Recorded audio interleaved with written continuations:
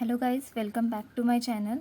Today I am explaining you the assumptions of simple linear regression model and the properties of OLS estimator. So first I am writing the model of simple linear regression. Okay, so the model is y is equals to beta naught plus beta 1 x plus e, where y is dependent variable,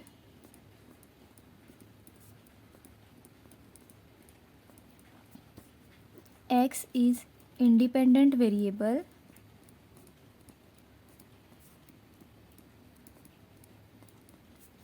e is error term, and beta 1 and beta 2, beta naught and beta 1 are the parameters of the model, where beta naught is called as y intercept and beta 1 is called as slope. Okay, so if we have the sample of n observations,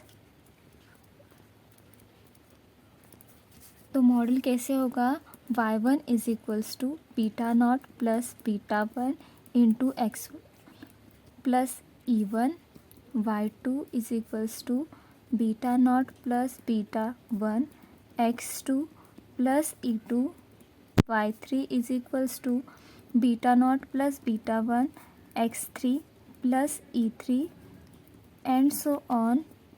अगर ith term लेंगे तो yi is equals to beta not plus beta 1 X I plus E I, और हम nth term लेंगे तो Y N is equals to beta not plus beta 1 X N plus E N.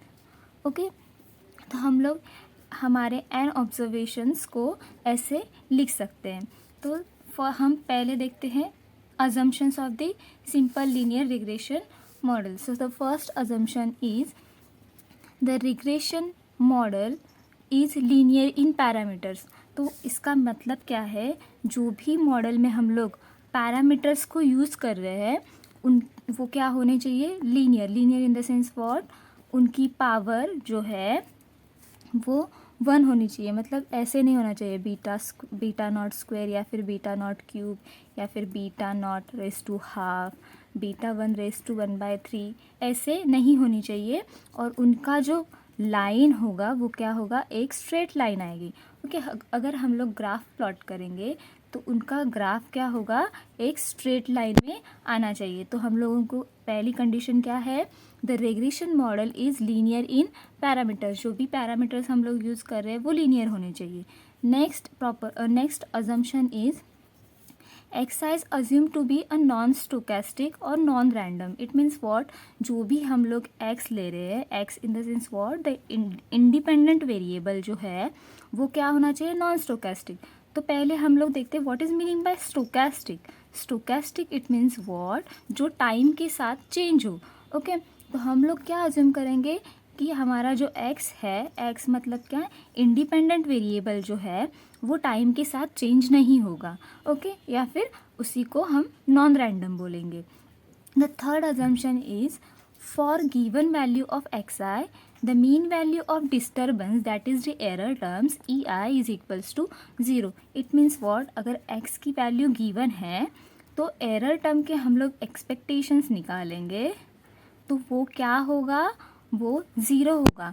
तो इसको हम लोग कैसे लिखेंगे, expectation of E I given X I is equals to 0. जब x की वैल्यू गिवन है, that is a independent variable की वैल्यू गिवन है, तो अगर हम लोग एरर टर्म के एक्सपेक्टेशंस निकालेंगे, मीन निकालेंगे, तो उसकी वैल्यू क्या आएगी, 0.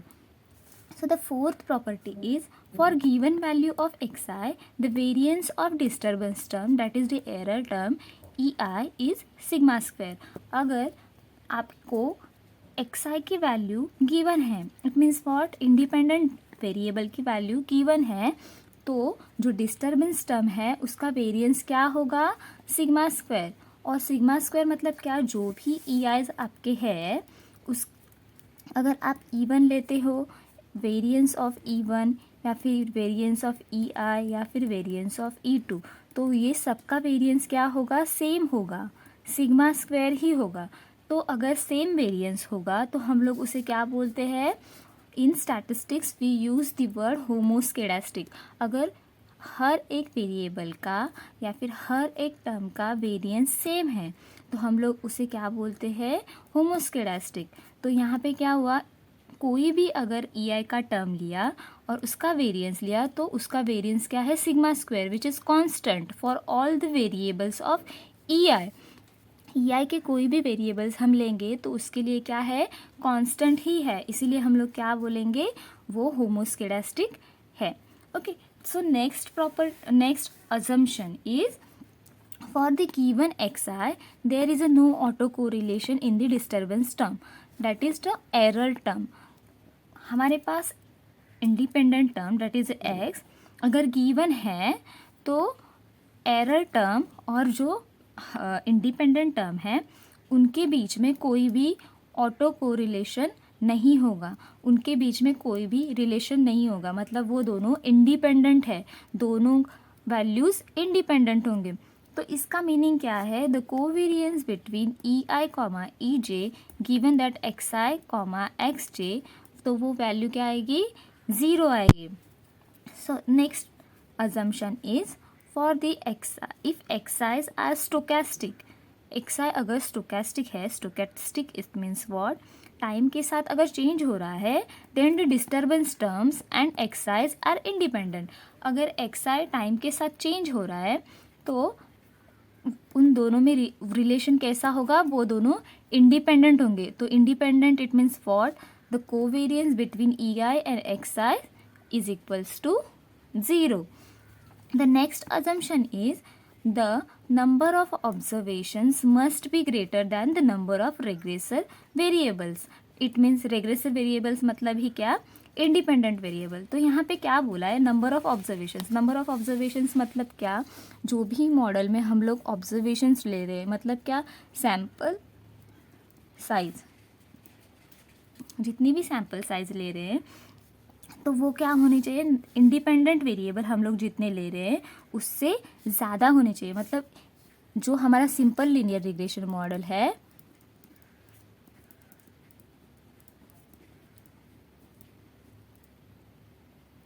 जो हमारा सिंपल लीनियर रिग्रेशन मॉडल है उसमें कितने वेरिएबल है, इंडिपेंडेंट वेरिएबल्स। हाँ, इंडिपेंडेंट वेरिएबल्स कितने हैं, एक ही है। तो हम लोग अगर ऑब्जर्वेशंस लेंगे, नंबर ऑफ ऑब्जर्वेशंस लेंगे तो वो क्या होनी चाहिए, एक से ज़्यादा होने चाहिए। तो अगर हम लोगों ने नंबर ऑफ रिग्रेसर्स को या फिर नंबर ऑफ इंडिपेंडेंट वेरिएबल को अगर के से रिप्रेजेंट किया है, मतलब क्या, हमारा जो वेरिएबल्स है वो के है, ओके, के वेरिएबल्स है। Suppose y is equals to beta not plus beta 1 x1 plus beta 2 x2, suppose करना कि ये है, ओके। तो यहाँ पे क्या हुआ, यहाँ पे हमारे इंडिपेंडेंट वेरिएबल्स कितने हैं, 2 है। तो हमारे अगर ऑब्जर्वेशंस लेंगे वो क्या लेने पड़ेंगे, 2 से ज़्यादा, क्योंकि यहाँ पे 2 वेरिएबल्स है इंडिपेंडेंट वेरिएबल्स, तो हमें ऑब्जर्वेशंस क्या लेने पड़ेंगे, 2 से ज़्यादा। मतलब क्या, y1 y2 y3 ले सकते हैं, y4 ले सकते हैं, लेकिन y2 तक नहीं ले सकते, क्योंकि हमारी कंडीशन हमने क्या अज्यूम की है, the number of observation should be greater than the number of independent variables. Okay, तो ये प्रॉपर्टी आपको समझ में आ चुकी होगी। Next is the disturbance term, that is the error term, is normally distributed with mean 0 and variance sigma square. मतलब क्या, जो हमारा एरर टर्म है वो क्या फॉलो करेगा, normal distribution with mean 0 and variance sigma square. अभी हम देखेंगे कि प्रॉपर्टीज ऑफ OLS एस्टिमेटर। तो फर्स्ट प्रॉपर्टी है, पहले हम देखते हैं कि what is the meaning of OLS। OLS क्या है, ordinary least square, okay, ordinary least square estimator. तो फर्स्ट प्रॉपर्टी है the OLS estimator beta naught cap. हम लोग एस्टिमेटर्स को कैसे, कैप से रिप्रेजेंट करते हैं। तो यहाँ पे 2 पैरामीटर्स हैं हमारे मॉडल में, एक बीटा 1 और एक बीटा नॉट, ओके। तो ये 2 पैरामीटर्स हैं तो हम लोगों को क्या करना है, इनको एस्टिमेट करना है। तो हम लोग क्या लिखेंगे, कैप। तो beta naught cap and beta one cap are linear combination of Y. जो भी एस्टिमेटर आएंगे हमारे वो क्या होंगे, लीनियर कॉम्बिनेशन ऑफ वाई के फॉर्म में होंगे। The OLS estimators of the parameters are unbiased. मतलब क्या, expectation of beta naught cap is equals to क्या आएगा, beta naught, and expectation of beta one cap is equals to beta one. Third property is the OLS estimators of the parameters have the minimum variance in the class of linear unbiased estimator. Hence, OLS estimators are best linear unbiased estimator, which is also represented as blue. Okay, shortcut में हम लोग blue बोलते हैं. तो जो OLS estimators है उनके parameters क्या है, हैव द मिनिमम वेरिएंस. उनके वेरिएंस क्या होगा, मिनिमम होगा in the class of linear unbiased estimators. Hence OLS estimators are best linear unbiased estimators. If you like this video, please like, share and subscribe to my channel. Thank you.